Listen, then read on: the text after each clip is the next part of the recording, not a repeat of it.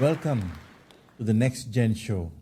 This is the show where we will talk to young and talented people in our industry and talk about their experiences and their challenges moving forward. And today we have Yasmin Chua with us. Yasmin, welcome to the show. Thanks for having me. Happy to be here. Thank you. Thank you. Ladies and gentlemen, I must tell you that I have worked with Yasmin together. We've managed a lot of events before. So she's very familiar with the advertising scene and the marketing scene. And now she's in the agency business. Yes. Yeah. So how do you feel? It feels good, actually.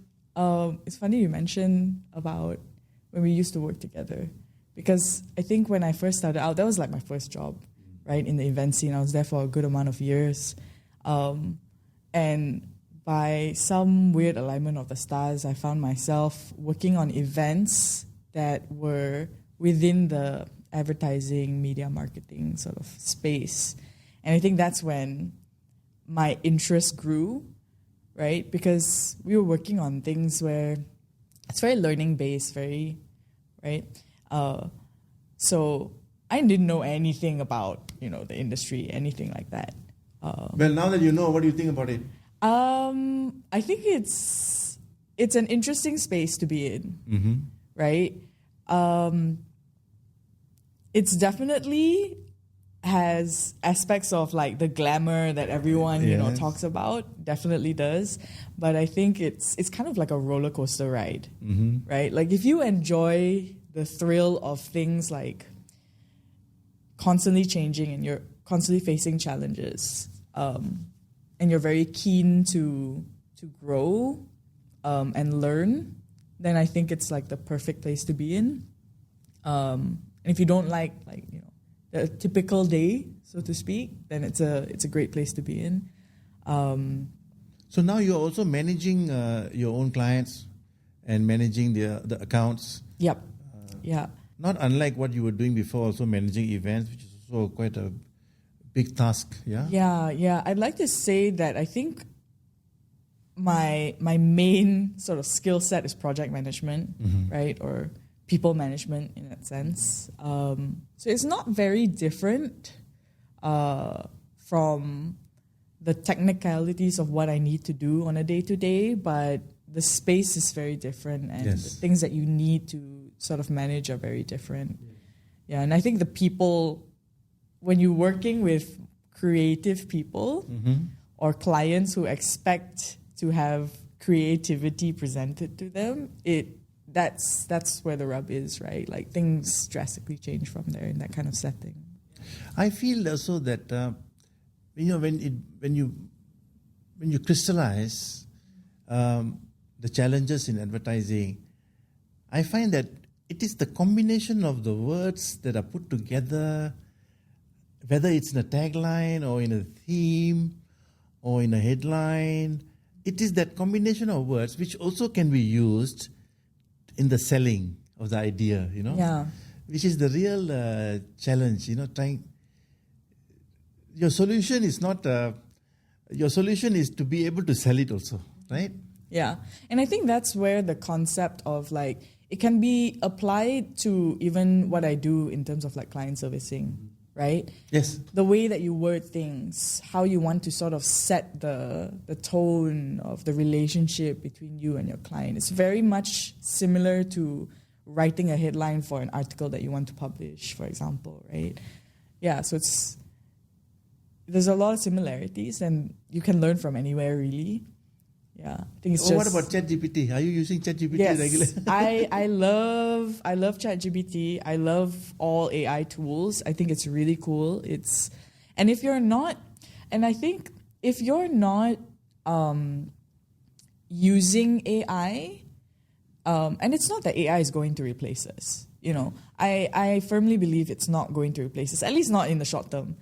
Right? But if you are not using AI in your day-to-day, then you will be replaced by the people who do, right? At the end of the day, I mean, even before AI, right? Using tools to simplify our workflows, using scheduling tools, you're using analytical tools. It's all to simplify your workflow. And AI is just another form of this workflow simplifying tool, right? And admittedly, I use it to also, reword emails to clients when I'm not in the right headspace, A client gives you like something that it's just infuriating and you're just like fired up. I'm like, okay, let me type everything out in ChatGPT. I'm like, please make this warm and friendly and inviting and reassuring. Oh God, that's true. Tell me, let's talk about learning. Okay. You go to work, you do your stuff, you excel, you meet new clients, new prospects, new challenges. But yourself, how do you keep learning and improving yourself? I mean, I don't know if people actually read books also nowadays, I don't think a lot of people read books nowadays. Honestly, I don't even think people end up reading like a whole caption on a social media post nowadays, right? But on a note of learning, I think you can learn from anywhere, right? And I think that starts with having an open mind and being, aware that everything happening around you is a way to learn.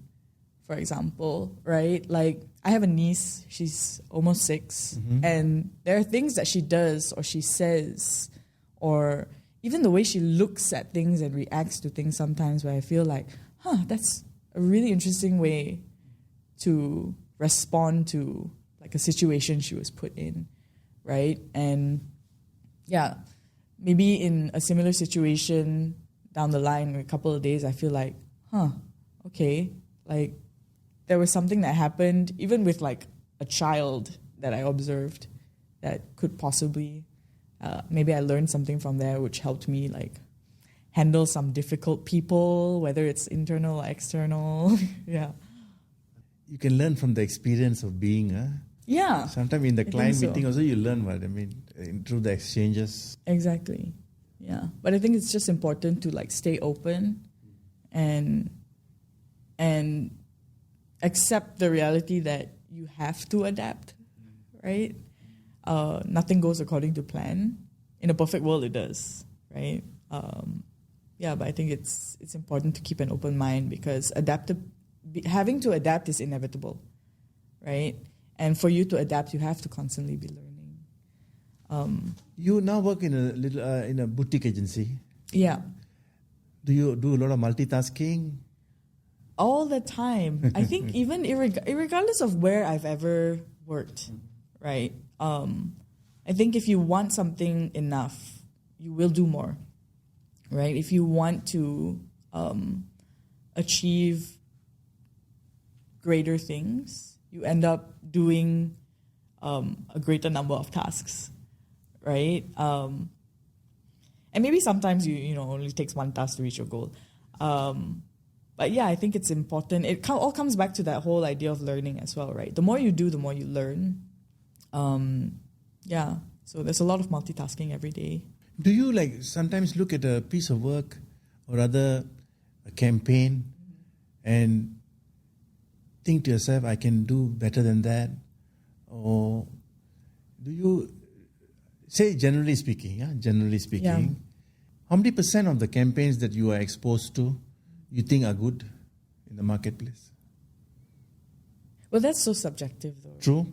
So subjective because we don't know the sales results. Yeah, I don't know the sales results, and also I think that's so based on personal feeling, right? Like if I see a campaign, I'm like, this campaign sucks. You know, I'm probably just not.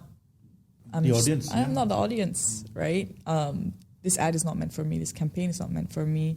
But yeah, I think personal preference, right? A lot of the campaigns or ads that stuck with me are the ones which are like completely unhinged or just like unrealistically humorous or very nostalgic. Okay. Yeah. Like all through my life, I think whenever anyone asks me, what ad do you remember off the top of your head? I'll always remember the Fern Leaf ad The one where she sings to the mom, like the Ibu, Ibu. Oh yeah, even I remember. Yes. Ratu hatiku. Yeah, that's it's so nostalgic. It's heartwarming, and I think it's also, for me, it's like I have a lot of personal memories tied to it. So yeah, that's one big one. So yeah, I don't think I can put a number, a percentage on what I think is good or bad, but I will say that 100% of the time, there's always something to take away from any campaign. Yeah. What is your ambition for 2025? 2025. Well, I think for 2025, personal ambitions for my career, I think I really just I really want to get closer with my team. I think it all starts from your home, from your house, right? Like, if you don't have a solid relationship with the people that you work with on a day-to-day, how are you going to put something together that the client's going to say, like, yes, I want that, like, where do I sign? So yeah, I think having those relationships with your work colleagues or your peers is really important. They say that, like, your net worth, your network is your net worth, right? And I think that'll really starts from the team that you have. Your network is your net worth. Yeah. Very interesting. Yes. Right. And I think off the top of like surface level, when someone were to say that, it's kind of like, oh, how many people do you know? Is your cable like strong? Like, do you know someone that, like, on the inside to win this pitch and stuff like that? But the way I look at it is like, my network, the most important network really are the people that I work with. And I've been with Ironwoods for about 2.5 years, almost 3 years now. And every year, we have people who come and go. Sure. But yeah, I think it's really important to, have that network. Yasmin, you are very, it's very strong. I can sense that you're a very positive person. So I'm going to ask you a not so positive question. Okay. I'm ready. Is it ever possible not to like a client? It's so possible. It's so possible not to like a client. And it's also really possible not to like your own, like, workmates, right? But yeah, I think it's important to stay positive and maybe perhaps not stay positive, right? But be realistic, right? At the end of the day, we're in a workspace. And irregardless of how difficult a client may be or how difficult a teammate may be, especially from, I think from project management role, it kind of is inadvertently our job to fix that situation, right? Like, I've had a client when I first joined Ironwoods, like, she was a horrible person. Like, this was the first time I probably, like, a client made me cry on the job, and I was just like, I hate this client. But now, fast forward 2 years servicing them, and, like, I love them. We go for meetings and we, like, chit chat. We have our little, like, membawang sessions after the meeting, and we leave the meeting, like, giving each other a hug and those little, like, kissy things, and it's like, nice. Yeah. I think in the moments when those horrible situations are happening, yes, it is important to be positive, but you also need to realize that everything is really under your control, right? It's just a matter of how you're going to steer it. So that's another learning, right? Yeah, exactly. Over time. Thank you, Yasmin. Really appreciate you joining today and sharing. We have this opportunity. This show is an opportunity for us to allow people like you, to come up front and share your views and thoughts about the industry and to grow our industry further. Yeah. So thank you. It was great seeing you again. I hope someone learned something from this too. And ladies and gentlemen, thank you. Happy New Year and all the best for 2025.